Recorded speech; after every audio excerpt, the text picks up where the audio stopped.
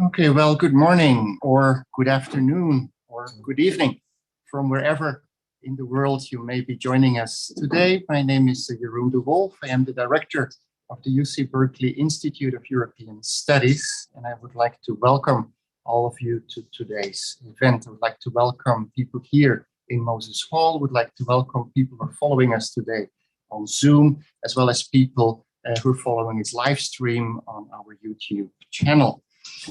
We welcome today to our institute Jean-Arthur Régibeau, the ambassador of the Kingdom of Belgium in the United States.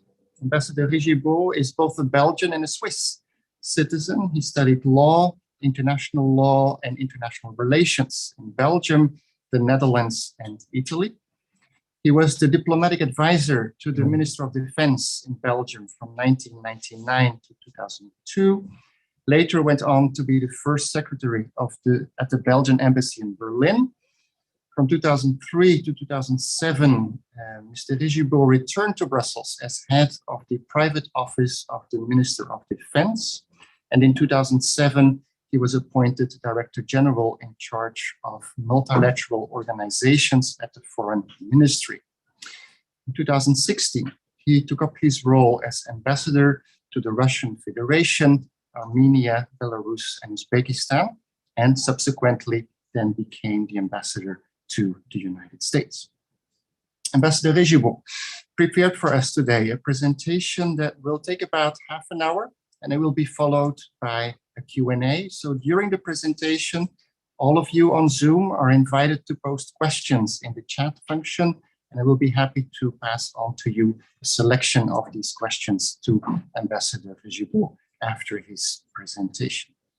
So for now, please relax and enjoy the presentation that will focus on the Transatlantic Alliance and the future of European relations with Russia and China. So Ambassador Régibeau, thank you so much for being here. The floor is yours. Thank you. Thank you very much. And good morning, everyone. So I'm not sure I will speak for 30 minutes. First, because I'm a bit late. I'm sorry for that. But also because I think the most important part of any meeting like this one is the Q&A, because I also get something to learn from you. And really the idea is to exchange. So I would first want to underline that I'm speaking as a European, but representing the Belgian government. So you will see that in Belgium, most of the time, as we speak of ourselves, we think of ourselves as Europeans. Yet it does not mean that I'm representing the European Union, which is something much larger with 27 member states, and I represent one of the member states. And what is probably striking about Belgium is that I think together with Luxembourg, we are the strongest supporter of further integration in Europe, including political integration. And that certainly plays a role also in how I'm going to address the issue with you. Second starting point is that our foreign policy as Belgium is based on two pillars. The first pillar is the European Union, integration, and the second one is NATO. So Belgium has been the founding members of both organizations in the late 40s, early 50s. And these remain really essential to us, I would even say existential, because they all together means security, transatlantic relations, prosperity, and that we want to solve disputes through dialogue and rules, institutions, and that we don't like violence. That's a particularly important element for Belgium. We have been through two world wars in the first part of the 20th century. We know what war is, and frankly, we don't like it. Now, it does not mean that we want peace at any price, because we also cherish our liberty, our way of life, and part of the European Union can be explained through history, the one I just mentioned, but also the other part is explained by the future and what we want to do with our life in the future. And we want to be the masters of our own life and cooperate with the rest of the world, but on an equal footing and with mutual respect. That I think is key. And that's very important for Europeans to act together if we still want to have a say in tomorrow's world. just a few figures. Belgium is a country of 11 million people. So what influence could we have on the world with 11 million people? Very small. Whereas, as a part of the European Union of 27, it means a bloc of 450 million people. So that is starting to become interesting and a real power whenever we want to defend our own interests and values. Just to give you an example about the transatlantic relations, we do have sometimes difference with our American friends, especially if I'm here in California, in the Bay Area. I could mention the access to digital markets or data privacy. We do have different opinions in Europe than here in America. But the fact that we represent a solid economic union, the EU, we are taken seriously, not just by the American administration, but also by the companies here in the United States. They know that if they want to do business in Europe, well, they have also to pay respect to EU legislation in that respect. For example, protection of data. That is very sensitive for European voters. And that's something also I often explain to my American colleagues and friends, is that you do have voters in America because you are a democracy. Well, so are we. So we also have voters to listen to and to satisfy. And the trick is to make sure that we're still more than compatible, that we can find solutions to common challenges, just like the one I mentioned in the technological area. But so from this introduction, you can understand why the transatlantic relation is so important to us, because out of this union of 450 million people, establishing such a strong and friendly relationship with the other side of the Atlantic is central also to help shaping the events in the world. And that's true about politics, that's also true about economics, but also economic standards. And so whenever we do have a dispute between America and the European Union, it does happen. You know, it also happens a lot within the European Union, and we can talk about it later if you want to. It happens also within Belgium, a country of 11 million. And so the fact is not that we should not have no dispute. The fact is that we should solve this dispute through dialogue and having in mind the interest of everybody around the table. And I must say that with the arrival of the Biden administration, we suddenly perceived a change in the atmosphere of the transatlantic relations, a very positive one. It does not mean that we could already find a solution to all outstanding disputes. But there is clearly a willingness on both sides to progress together. So having briefly underlined the importance of the transatlantic relations, and I'm very open to questions about this, I want to underline that we still need to talk to each other and to listen to each other across the Atlantic. Of course, we're living in different parts of the world. We might have very similar political system, but not exactly the same. So we have to understand the dynamic on each side. For example, for Americans, sometimes it's difficult to understand how the EU works in terms of decision-making process. And for us, on the European side, we are also sometimes surprised by the way American society is evolving, or some political attitudes that exist here in the US, but not in Europe. Just let's speak, for example, about gun control, as that's one example among many. So we need to talk to each other to understand each other. But I think that the main principle for all of us is the principle of democracy. Now the question is how you define it. And in Europe, for example, there is a concept we use very frequently, the rule of law. Now, what does it exactly mean, the rule of law? And that could be also an interesting topic. But just to summarize, I would say that it's entirely the consequence of what I mentioned is that we want to solve disputes or difference of interest through rules, independent judicial system, institutions, and people's control through elections. So just to give you a basic idea of what it means. Obviously, there are other countries in the world that do not share this approach. Sometimes just sincerely. You could find people who do not believe that our form of democracy is the best way of leading a country. And in that respect, I can speak a bit about my own experience in Russia. You would find liberals in Russia. I would estimate them that they represent about 20 or 25% of the population, but as you can see, that's far from a majority. So it means that you could also find many supporters for the current regime existing in Russia. That is roughly estimated at 40%. And so it means that the rest, another 40%, is just maybe not necessarily a strong supporter of the current system, but saying, okay, but we do not see any meaningful alternative. We need a strong leader because we have the largest country in the world. Yes, I would like to see something else, but what is my power as a citizen? I feel powerless. And so it's better just to accept what exists rather than striving for a change. So I think that one of the issue we have with Russia generally, I'm not speaking just on the current crisis, I can do that later, is a difference in perception and in political system. Something I say very frequently is that me as a civil servant for the Belgian government, I've been educated and I'm asked to serve the people, the Belgian people, and the policy established by my government. That's just a basic.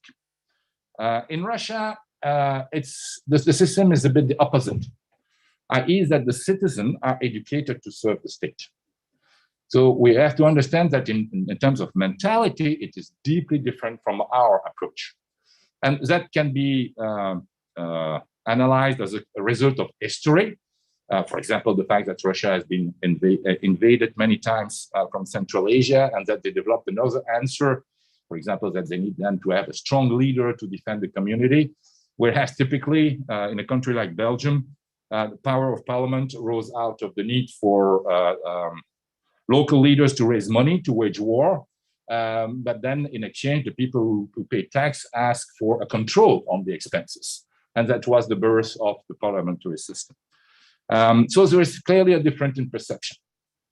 Now, if you speak of something broader, which is culture, a very broad concept, mentioning the arts, literature, music, ballet, etc.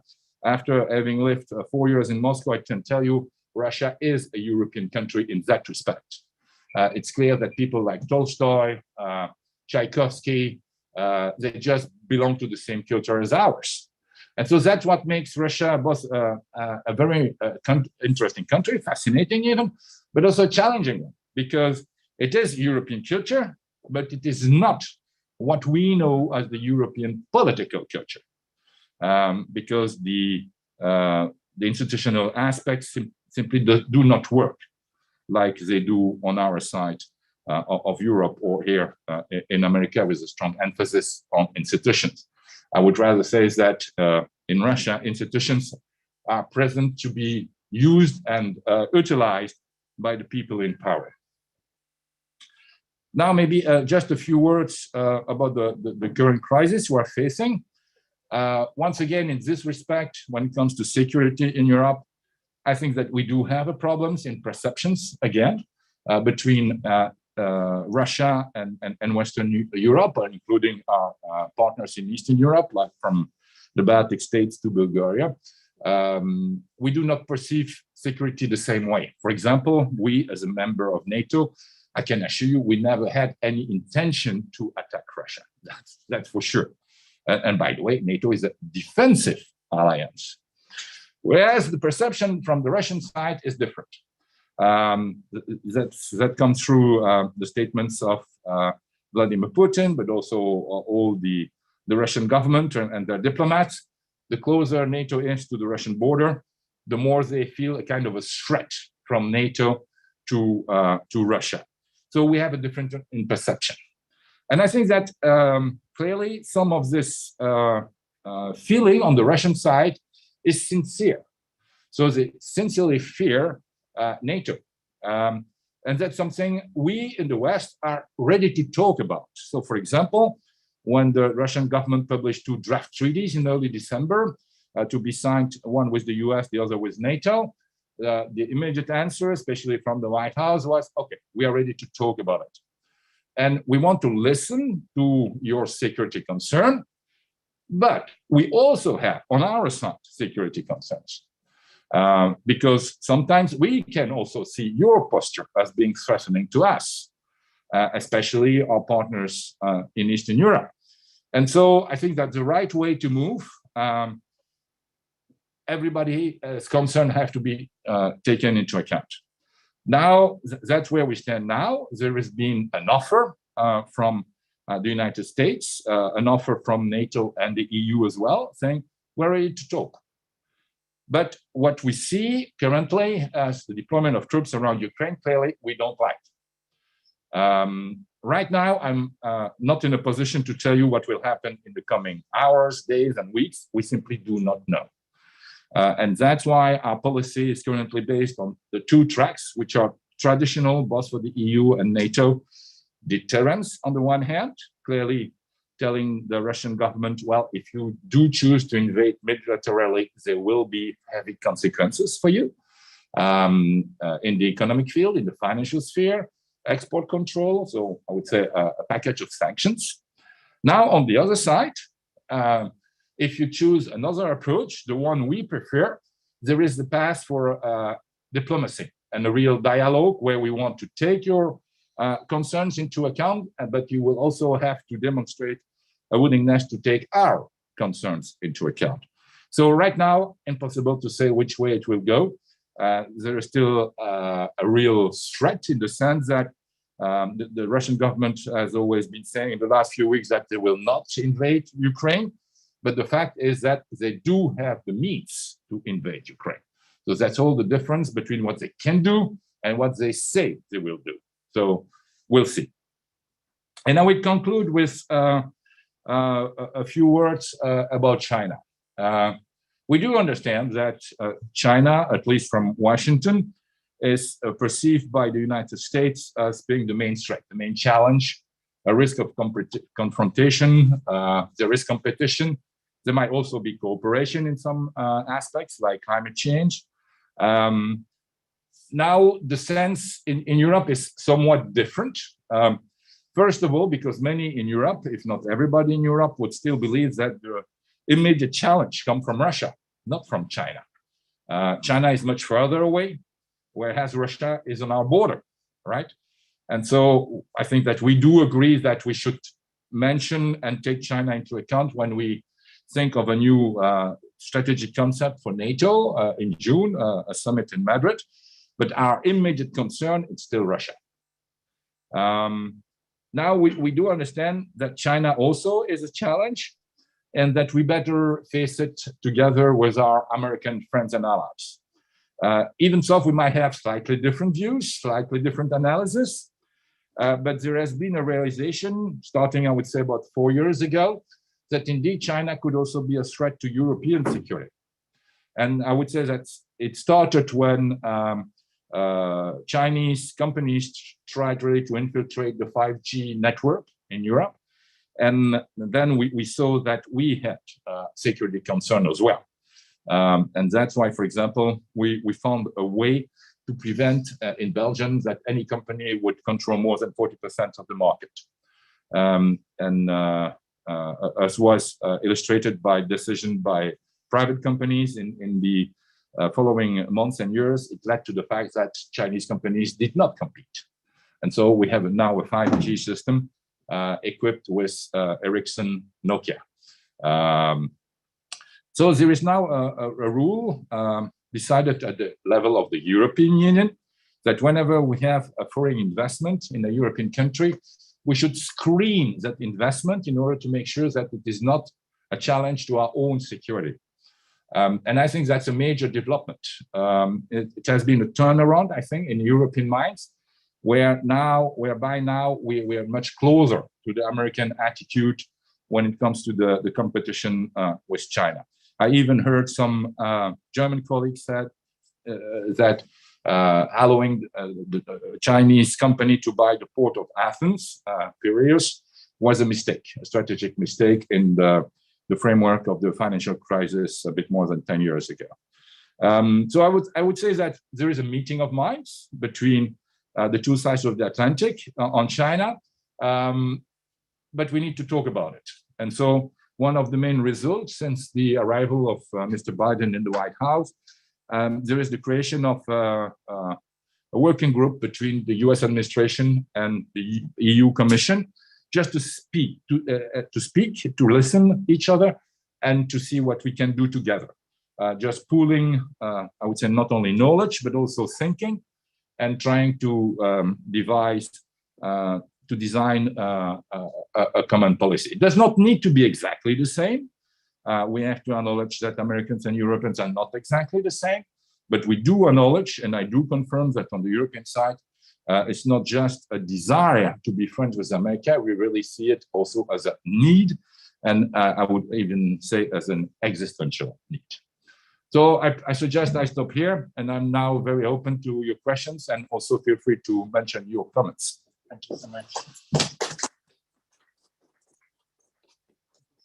Ambassador. Indeed, we will start now our Q&A, and I use the opportunity to once again invite people who are following us on Zoom to post their questions in the chat function. Also, people in the room to think about possible questions, but maybe I take advantage of the fact that I'm the moderator to maybe start a discussion with the first question for the ambassador, because what really is interesting to us, of course, is the fact that before you were ambassador here in the United States, you were ambassador in Russia, so you know Russia quite well.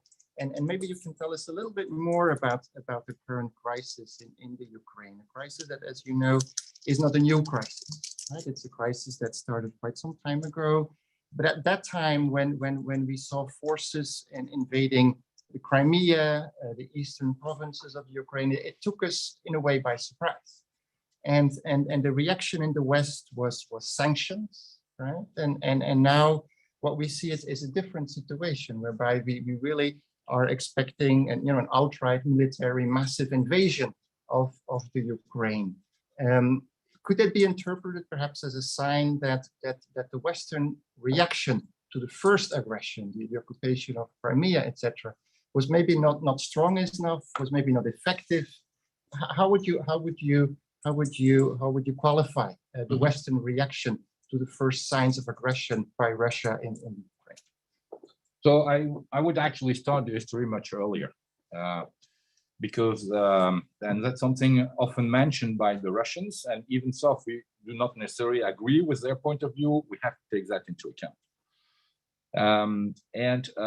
I would also like to mention what was said by a very prominent Russian politician to my foreign minister in a private meeting, not a public one. But his attitude was very much, and that was about 4 years ago, come on, we all made mistakes about Ukraine. How can we sort it out? So it means that even at a very high level in Russia, there is an awareness that they did make mistakes about Ukraine, but also that we did make mistakes. And I think both are true. Something that most of the time we fail to perceive here in the West is how much the Russians crave for respect.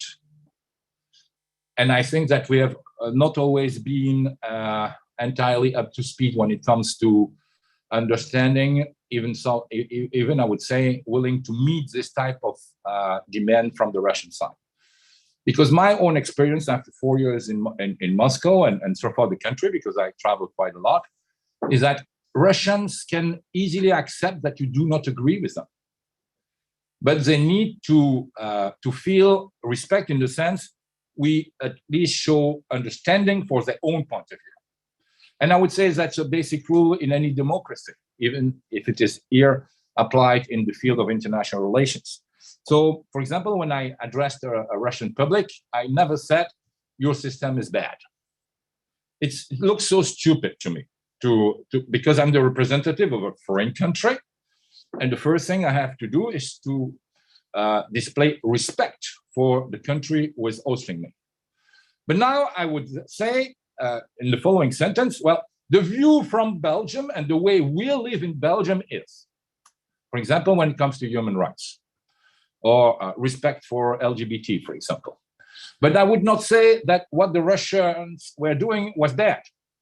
I was just speaking about my own country and our own way of looking at it. And, you know, and I was mainly addressing students, audience. The Russians are not stupid. They can draw the conclusions by themselves. What they do not like, and this I can understand, is when Westerners come to Russia and say, you know, your system is very bad and here is what you should do, A, B, C, D. I think nobody likes it, right? And sometimes that's also what I have to remind some of my American colleagues. It also happened once that an American ambassador in Brussels said, I want 1,000 Belgian soldiers in Afghanistan under Obama. And Obama was very well regarded in Belgium. Well, the consequence was our prime minister got a lot of questions in parliament. The next day he had to go to answer parliament himself by saying the US president is not deciding the Belgian position and they will have 100. So if it happens between Belgium, you know, and Belgium is a small country, right? So don't be surprised if Russians resent a kind of order or moral lessons. And I think that in that respect, we have been pretty bad as the West, especially starting in the 90s. The feeling was, well, the West, in particular the US, won the Cold War. And now there is nothing else the rest of the world could do, just follow our example and implement our own rules. Well, if you do it in that spirit, don't be surprised if there is resistance. And there is clearly resistance in Russia. And so, once again, the idea is not that we should agree on everything with the Russians. Clearly, we should not. But we should show that we understand their position and their concern. This is also true about Ukraine. Of course, what the Russians have tried to do in Ukraine over the last 20 years was always to support a pro-Russian government. And sometimes they failed and sometimes they succeeded. But actually, the times they failed is because there was a strong reaction from the Ukrainians themselves, where the Ukrainians clearly demonstrated, for example, Maidan 2013-14, but also Orange Revolution, that they did not want a Russian-like system of governing. Now, if you take the election of Yanukovych 2009, he was clearly pro-Russian, but he was also clearly democratically elected. So it was not so clear-cut because the Ukrainian voters had been deeply, and I would say even bitterly disappointed by the reformers they had elected before because he could not deliver. And corruption, for example, did not decrease by a large amount. And so it was just the normal working of a democracy. I'm not convinced by the people I have elected last time. So now I will try the other side. And that's what they did in 2009. And but this one proved even worse, Yanukovych. It was clearly as a kind of political mafia, at the head of a political mafia. There have been excesses in all directions. And then again, the Ukrainians said, no, this guy is terrible. Now we really need to choose the other direction. And why not try an association treaty with the European Union? And when the Kremlin proposed to buy the Ukrainians, the Russian side proposed 15 billion euro as a price for not signing the agreement with the EU. Then there was a revolt by the Ukrainian people because Yanukovych had accepted this bribe. And then you had a very strong revolt by the Ukrainian people, and that was the beginning of Maidan and all the events that followed. So to answer your questions, I think that we should more think about our own mistake in the past, about Ukraine itself, about our relationship with Russia, but the Russians should do the same job on their side. And currently, what I see in the current crisis, I'm not sure the Russians are even willing to think about their own mistakes in the past, and that's a bit worrying because that leads clearly to confrontation rather than dialogue. Yeah, thank you. So let us open the floor for questions from the audience, and maybe we start with a question from the people who are here in Moses Hall, and then after that we can see these questions in Zoom. So let's see whom I can give And the first question, is it you? Mr. Ambassador, good morning. I was listening to your words very carefully, and I heard a few things which I know a bit surprising. For instance, would you consider that Russia is a democracy? That's a very interesting question. It is not a democracy in the sense we are. Now, it's not entirely a dictatorship either. And that was one of the things I discovered living over there. First, there is the concept as presented by the Kremlin itself. It is a managed democracy. And we can see it very clearly. For example, it's not by happenstance that Navalny is in jail after an attempt of poisoning. It is because in the spirit of the people in power in Russia, he could actually be the representative of an alternative. He might actually win an election. And so he has to be put to the side. And so it's a democracy in the sense that people are free to vote, but only for the candidates who have been approved, right? And so that's, in my view, that's not the liberal democracy we know, right? But sometimes we also face this type of challenge in Western countries about electoral rules. It's just that in Russia, this system is clearly used as an instrument to make sure that the people in power will remain in power, which is pretty much in line with the whole of Russian history. It's not just about the Soviet Union. No, it's about Tsarist Russia. And it is the strength of power.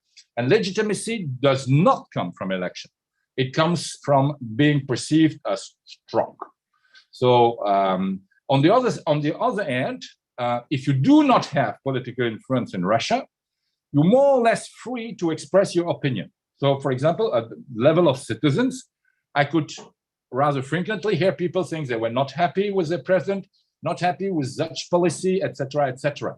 But since they had absolutely no influence, they could express themselves freely.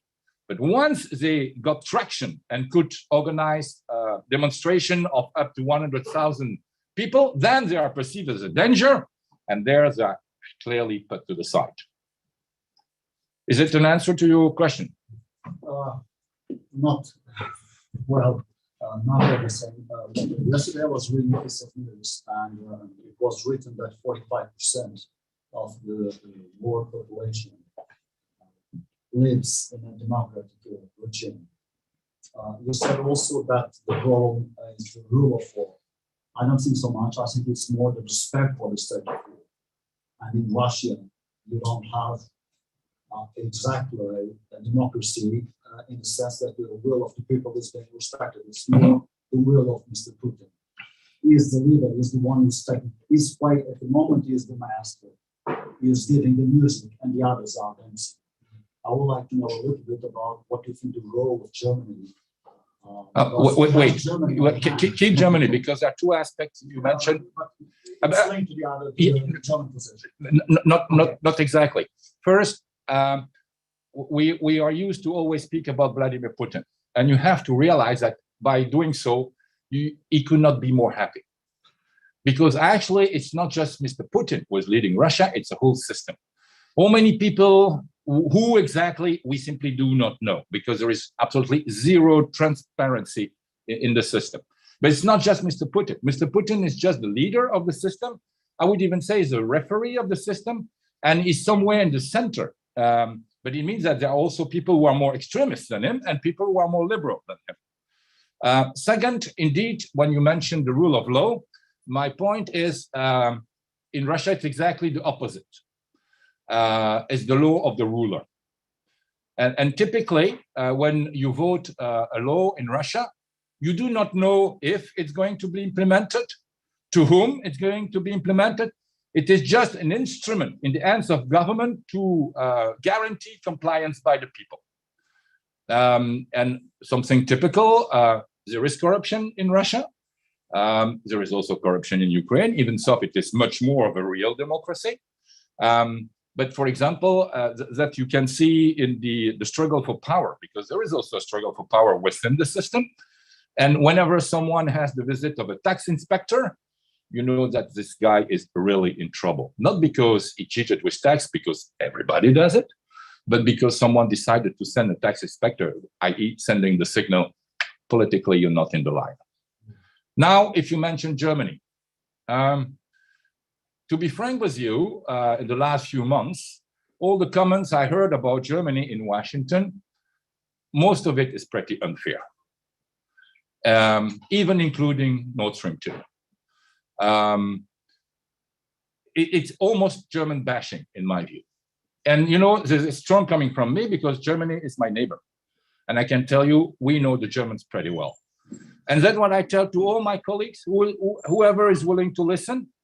When it comes to fundamental questions like freedom, the fact that borders are to be intangible and that the Ukrainians have the freedom to choose, I have not a single doubt which side Germany is on. And the same with France. So really, I think it's unfair. Maybe there was a difficulty in finding the proper way of expressing the German position. This I would not dispute. But to dispute that Germany is not really part of the group is unfair. Let me at this point give a chance also to people on Zoom to ask a question. So maybe Ray, you can read for us a question from one of the people who's following us on Zoom. We have a question from Laurent. Apologies if I have mispronounced the name. It actually goes very well with the question you were just answering. Given that different EU countries have different attitudes and politics towards Russia, how are we able to advance a single unified EU voice in regards to the conflict? But we do have one, and that's something maybe we need to explain more properly. Clearly, when we mention Ukraine, Russia, our economic ties, we do not all of us have exactly the same perspective. But what would you expect? Even in a family of 7 sisters and brothers, you might have vastly different opinions. Still, they're sisters and brothers. And we hope that they can still respect each other, right? And I would say that we are a big family, 27 in the EU, 30 in NATO. And we are all democracies. So how would you expect that we have all of us a single opinion? It's simply not possible. I would even say it's not healthy. If we had just one opinion, I remember a famous statement by Mario Cuomo, the father, 30 years ago. If we had only one opinion in this room, it means that only one of us would be sinking. And I think that the strength of democracy is exactly the opposite. It is diversity. It's the fact that we are willing to engage in such a debate. And I hope you learn something from me, but I surely can learn something from you. And as a result, after this debate, we will all feel that we know a bit more, and it will prepare us better to take a decision for the future. And that is the strength of both the EU and NATO. And I would say that we do have a united stance on this, because we are clearly telling the Russians, if you dare to invade militarily, there will be a strong reaction by all of us. We will not withdraw our position on freedom for the Ukrainians to choose their own future. The fact that borders cannot be changed through the use of military force. And also always reminding, but it's so obvious that we don't do it every day, you know, Article 5 of NATO is for real. Just to give you an example, and because Belgium can be perceived from the more pacifist side in NATO and the EU, but we've been flying F-16s above the Baltic states since the very first day they joined NATO on June 1st, 2004. Okay, it's only 4 F-16, yes, but the symbol is powerful. And whenever I was in Moscow, I just to remind them from time to time, you know, we have this 4 F-16s in the Baltic states because we care for our friends. It's just a small statement, not aggressive at all, just reminding of a fact, but clearly saying we're all together in this. Thank you. Let me go back to the audience, give someone else a chance in the audience to ask a question. Nicholas? It's actually not really a political question. So something that personally interests me is that you mentioned that Russia has the same culture as Europe, while at the same time, I do feel there's a large sort of cultural problem. You mentioned the need for respect, for instance, but you also consider that a cultural need. So it's just a thought that just if you could give us a bit more of your thoughts on that.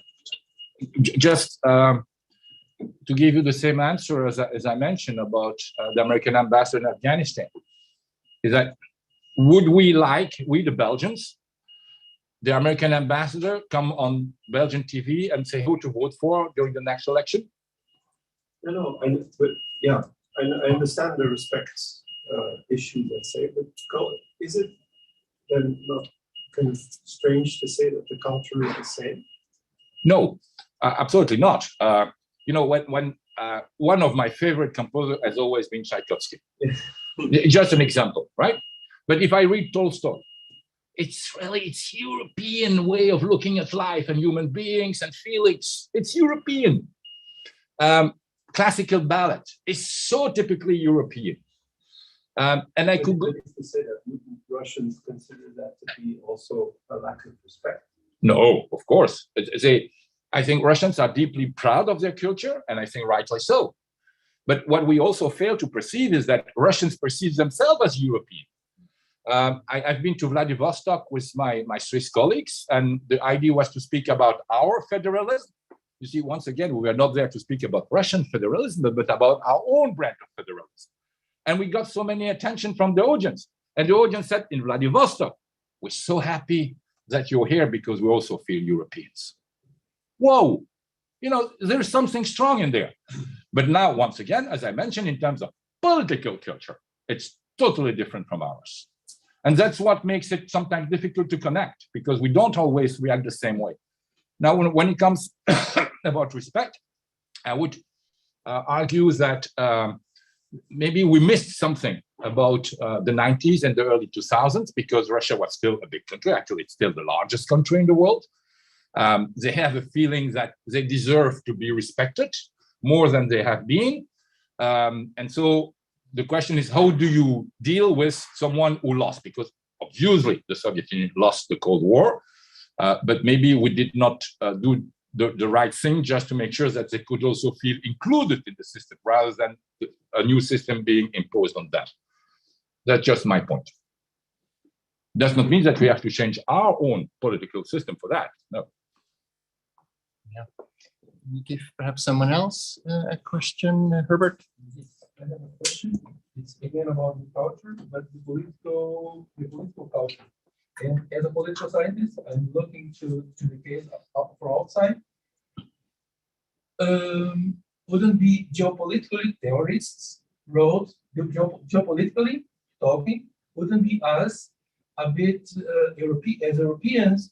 We have to extend the hands to the Ukrainian people because they have the right of self-determination. That's what is in the international law.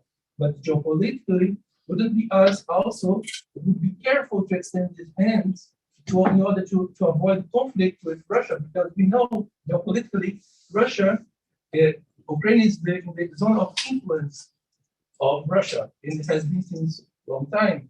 So wouldn't you, okay, we extend the hand, but we should be a bit careful or not? So here you come about a debate that is actually mainly for historians. First of all, it's not about the EU, it's about NATO. And now I would say that would be an interesting job for future historians. Was the decision of the Bucharest summit in 2008 a good one? Whereas we ended up with a decision saying that Ukraine and Georgia will become a member of the of NATO eventually, which could mean tomorrow or in 2 centuries, right? And that came as a perfect example of the need for compromise within the alliance, because some countries like the US and Eastern Europe strongly insisted that Ukraine and Georgia should join now, and a strong resistance on the Western European side saying exactly what you're saying. We don't think it's a good idea, it's a provocation, and don't be surprised if there's a Russian reaction, right? But that's for history, because what we have now is it will happen one day. The surprising part for all of us is that actually it's not on the table. NATO has absolutely zero plan to grant Ukraine accession right now or for the years to come, right? And even so, if the Ukrainians insist on joining now, actually it's a free decision for Ukraine, but it's a free decision for NATO members as well, right? It's not just Ukraine deciding, it's all of us. Now, if you mention the EU, that will also be an interesting topic for historians, because there has always been a wish from the EU to associate with neighbors, because we believe it's more soft power than hard power.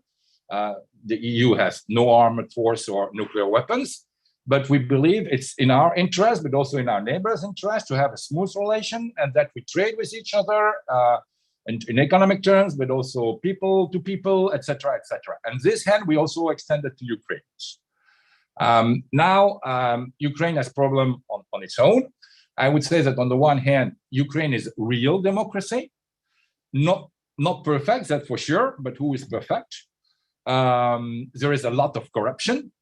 And that the main problem we have, I would say, on the European side is that we would like to see much more progress in the political system and then in the standards of living of Ukrainians.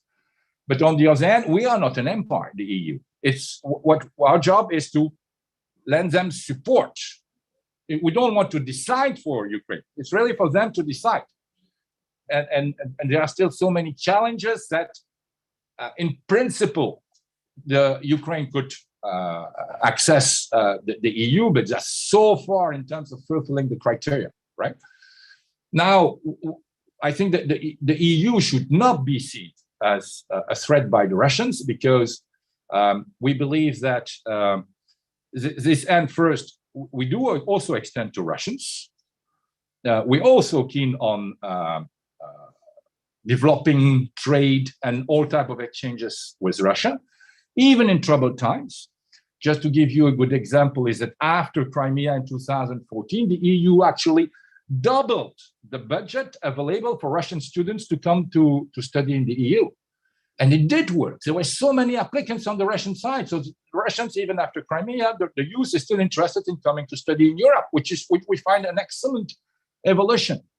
And now when it comes to political difference, I would say we have to be frank on it, about it and talk.